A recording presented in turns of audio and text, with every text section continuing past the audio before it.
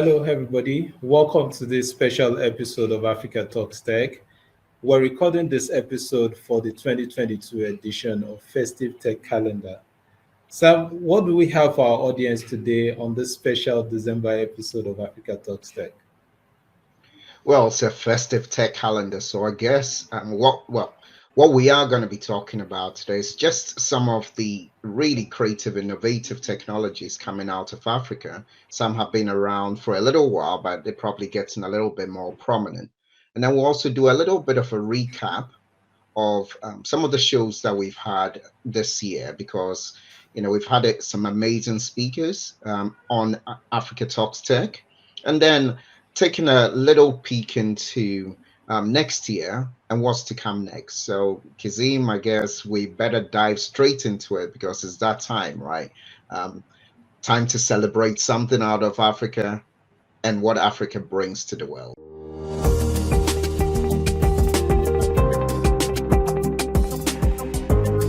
So I guess before we delve into the meat and potatoes now, we should start with the introductions first, like we usually do.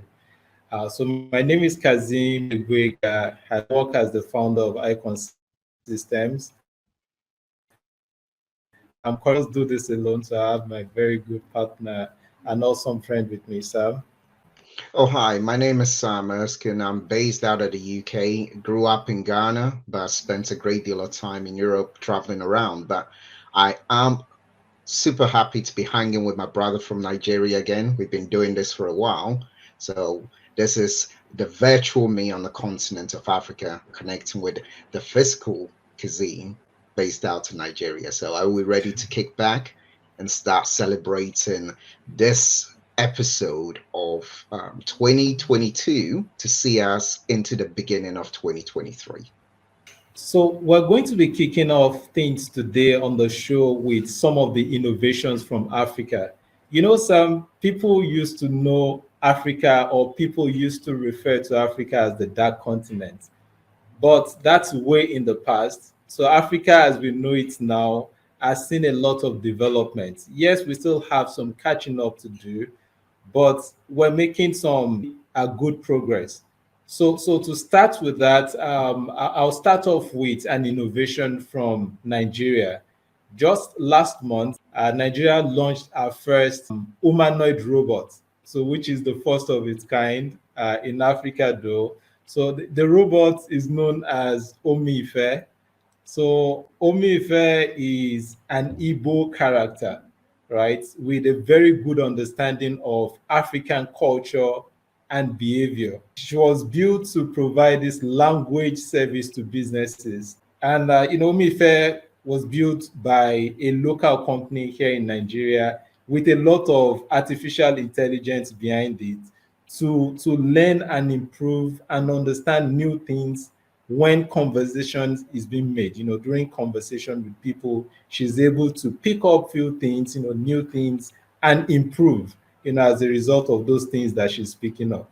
So that's the first innovation that I'm going to be touching on, Sam. And she's also able to speak multiple languages, and the cool thing is that she speaks those languages with local accents. Wow. Well, I know you have referred to Africa as a dark continent a couple of times. I like to think that we have been shining the light on bright minds from that continent, right? So the way I look at it is, regardless of where you are, the minds can outshine the land.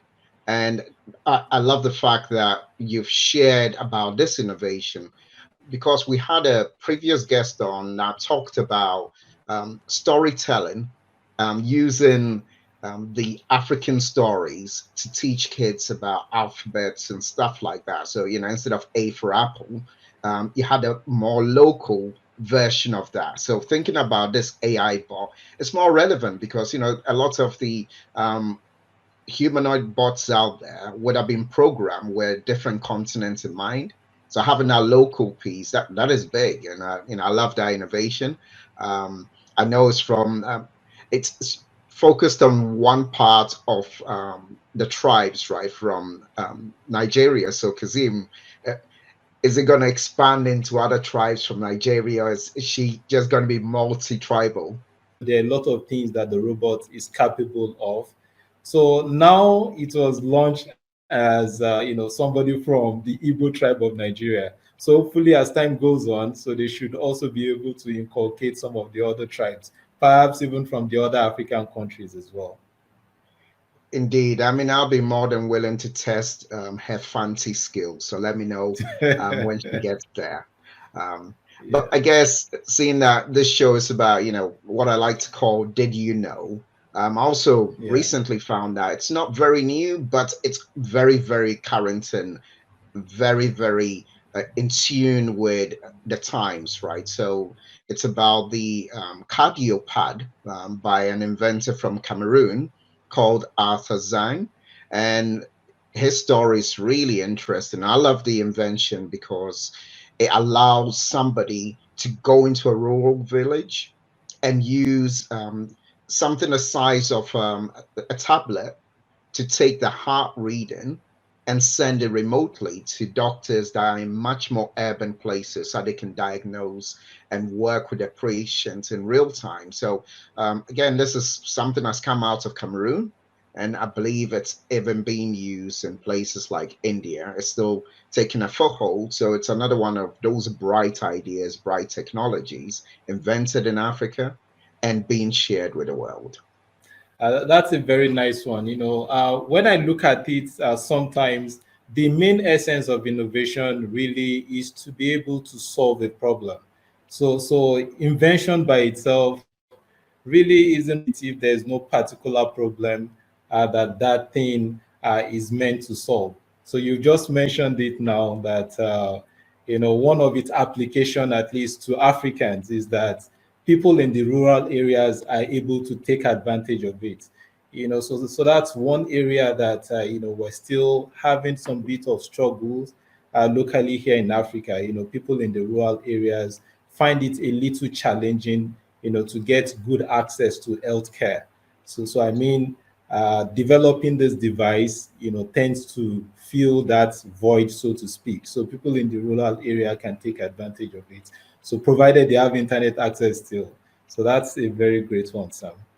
Indeed, and I guess to see us out of this section of the show, Kazim, right? What else is on the continent of Africa? Because I mean, I've managed to travel virtually in so many places through the shows, but what else is new that we can touch on? There is also another one from Rwanda, so which is also new. So recently, Rwanda launched a center that is dedicated to AI and tech innovation in general. So this center is known as Fourth Industrial Revolution Center for Rwanda. And what Rwanda has been able to do is to partner, collaborate with the World Economic Forum. So that's the Rwanda Ministry of Information, Communication and Technology partnered with the World Economic Forum to come up with this center that will promote AI activities and tech innovation, specifically now Rwanda, but hopefully some of the other African countries can also start to, take a cue from this. And what I found interesting about this is there's this trace of or this mention of Wakanda. When we look at the center, right? We all know Wakanda, from the movie Black Panther. So Yeah. Wakanda, yes. So it's a fictional country that appears in a lot of comics books and movies nowadays. So, and the good thing is that people depict that the place Wakanda to be the most technological advanced nation on the planet, and it was found that the traces is linked back to Rwanda, that the place was actually in Rwanda. So that's what I found to be very interesting about this center. Wow. Well, that is a great whistle tour, right? And it's one of the things that I'm really looking forward to continuing to digitally explore that great continent. All right. We've just come off a great advancement in some of these technologies being applied due to the pandemic and a number of other events that have changed the way we live today, right?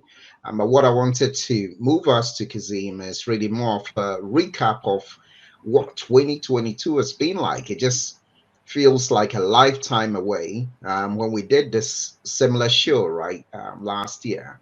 But I thought maybe we can walk through some of our highlights in terms of the guests that we've had. So, on that note, would you like to start with your favorite from this year, or do you want me to kick off? Okay, we had a number of guests already this year on Africa Talks Tech. That's our show. By the way, people should subscribe to the channel. Check it out on YouTube. So it's Africa Talks Tech on YouTube. So we have a number of episodes up already that you can look up. So this year, one of the guests that we hosted on the show from Rome Business School, Nigeria. So his name, Dr. Humphrey Akanazu, and we titled that one "Transforming Education System in Africa Through Technology." This is interesting because Humphrey Akanazu is an alumni, right, of Rome Business School. So he went for a program in Rome Business School. And after completing his program with the Rome Business School, Dr. Humphrey Akanazu did convince the school management to set up an outfit of the school here in Nigeria. And since the school has been set up, they've been able to turn out very good number of entrepreneurs, managers in Nigeria, which I'm also a product of, by the way. So during the show, we discussed things around how Africa can revamp their education system, the education sector in Africa. We asked him question around how we can revamp it to ensure that we can compete at the global stage. And we also spoke to him about how we can encourage and create that culture of innovation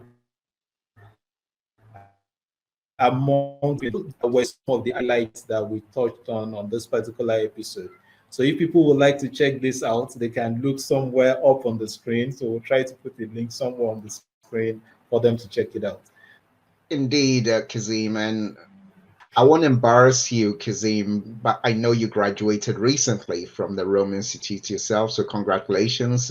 Very well done this year. So you are definitely a product of that school. But you did say, I was also going to touch on one of my favorites, and I think it's probably the funniest Thank you, Sam. introduction. Um, it's probably, oh, you're welcome. And it's the one I wanted to touch on, Kazeem, building on successful entrepreneurs from Africa is Marlon Parker. He came to talk to us about it. The show was called Africa Living Through Reconstructed Labs. And his introduction was fabulous. I mean, I won't even corrupt that version. Like Kazeem said, there'll be links on the screen as we go along. But check out Marlon Parker. But I love the way he talked about his journey from wanting to wear a shirt and tie to work. That was his measure of success. To actually going in to apply for a university course on programming and managing to convince them that he had programming experience through the fact that he'd actually run social programs before. And then when he was asked about how many languages he wanted to take, one of the key things that put a big smile on my face was like, well, he said, well, I speak two languages. So I thought, well, why not? I'll take three. Right. So, but Marlon is a great example of social entrepreneurship, giving back to Africa, and he's through his institution really driven tech innovation, but also by making it sustainable. So it teaches people to solve their own problems with technology and then using that to really change their environment. So I really enjoyed that episode, Kazim. So I think Okay, and I think Sam, you have better spell it out. When you mention it, right? So when Marlon mentioned it, he actually meant IT, so information technology, but it was the way he introduced it. Somebody had told him to go and study it. And it took us a little while when he started talking for us to also connect the dots. And it was just like, well, actually, that's a great way to look at how technology has evolved from people just talking about us like, well, you work in IT, right, Kazeem? So you must know everything to do with technology. But when you think about it as it, right, it is something that transforms, it is something that really makes a difference to people when it's used in the right way. And Marlon's show really gave us a great insight into how you can give back and also drive sustainability using technology. Yes, that's very true. And people can also head up to the channel to check that out. We'll also try to put a link somewhere on the screen for them to access that particular episode. Another very interesting one for me, Sam, was also the one with Ben Blaine. So Ben Blaine was from South Africa, and we titled that particular episode "Building a Tech Startup." Right. So the cool thing about Ben was that he was an entrepreneur from, like I mentioned, South Africa, with very good experience when it comes to tech startups. So he has been able to fund some tech startups, and I was involved in tech startup himself. So we did discuss with Ben around some of the challenges that people looking to have their own startup, or people that are willing and planning to have their tech startup, can check out. So we'll also try to put a link somewhere on the screen for them to look that up. Sam, is there any other one that you have as another favorite of yours? Well, I would like to combine two of them, and I think we touched on a show with, which was a tribute to my father about entrepreneurship, and I enjoyed that show because one of few shows that actually had a sibling on there. I mean, Kazeem is my brother from Nigeria, but I have several brothers from Ghana as well. So I brought my big brother on, and we talked about what my father did in the early 70s, and it was also part of my formative years. But more recently, we had a great conversation with Edith Utete around digital age conversations. And also an eye opener because it helps you to really bring together the fact that reason why I'm connecting the two is that I shared that my father wanted me to be a doctor. Now, growing up, those were the traditional professions. But then Edith reminded us that as we look at the digital age now, there's Insta famous, the YouTubers. So the career landscape has changed, but left us with a very poignant message that you should still be the first point of contact in the real world for the children around you if you're a parent, and then for the adults as well. You need to understand the world that children live in today, so you can better guide them through that journey. And it's also about where the new opportunities are. So as this show is always trying to think about how tech is transforming and how education also is linked into all of this, I felt that Edith's guidance and advice was very relevant and topical to what was going on today. So, Kazim, I mean, any thoughts on that or any other pieces that you want to add to it? Yes, I guess because of time, perhaps we should, wrap up with that and let people have an insight to what they can expect on the show in the coming year. But let me just touch on that briefly. I mean, Sam's dad was one of the pioneer of computers in Africa. He was one of those who brought IT and computers in general to Africa. So he's a very big giant when it comes to tech in Ghana, well known. So people might want to check that. But don't you think, Sam, that your dad perhaps that you come back to Africa and come and continue on some of those good works, some of those foundations that he has laid? Definitely, and I am already there, right? Virtually. So I'm working on, like, how I become, I can maybe be the new AI bot, right, for Ghana. That is based on, the diaspora version of it, right? But it's a good point. And I suppose, Kazim, um, we do a lot of work in the community, right? Because we love to Yes. share. And we've got to give a big shout out to Isadora and Holly Lehman for the great work that they've been doing. I mean, I love the poem that Izzy dropped. But I think when I look at all of those journeys as well, the community work that's been going on with some of the events that have had to change and adapt to the new tech world, I feel like that's brought Africa even closer to the rest of the world in terms of having speakers now not restricted by being able to travel. You've been reaching the world, and it was really encouraging to be part of the blockchain conference and a number of the conferences that you've had Holly and Izzy feature on as well. Yes, yes. Yes, like you mentioned, shout out to both of them, Ollie and Easy. After all, at the end of the day, that's what IT is all about. That's what giving our time to supporting the community is also about. It's about collaboration. And one of the take home, perhaps from the pandemic, was that so it made people realize that setting up conferences they can cut down on their spending, so they can attend conferences virtually. So when you take a look at some of the big conferences now, they are hybrid in nature. So a very big thank you to both of them and the others that are supporting the community. So Sam, let's look forward now into 2023. What should people be looking forward to or be expecting from Africa Talks Tech in the next year? Well, I believe we will be reaching out to some of the guests that we've spoken to, because realize that it's nearly 2 years and just under 20 episodes. So there's going to be one of it. The other part is, get in touch. I mean, if you subscribe to the channel, you've got some interesting people you want to get on the show. Definitely looking forward to that. But we're going to go with the times, Kazim, and we should hopefully be exploring more of the continent through deeper connections with those that are making a difference today and beyond. Yes, thank you very much. The take home is that people shouldn't look at Africa with the eye of 20 years ago. So Africa has gone through a lot of rebranding.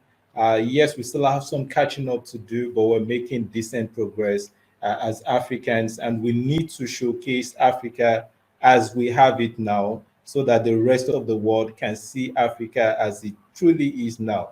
And that's what we also aim to achieve with the Africa Talks Tech channel that Sam and I, presently host guests on, so that we can try our best to rewrite the African story, right? To rebrand Africa. So until next time, it's a bye bye from myself and Sam. Thank you very much. Thank you all, and have yourself a lovely festive season and whatever you decide to do.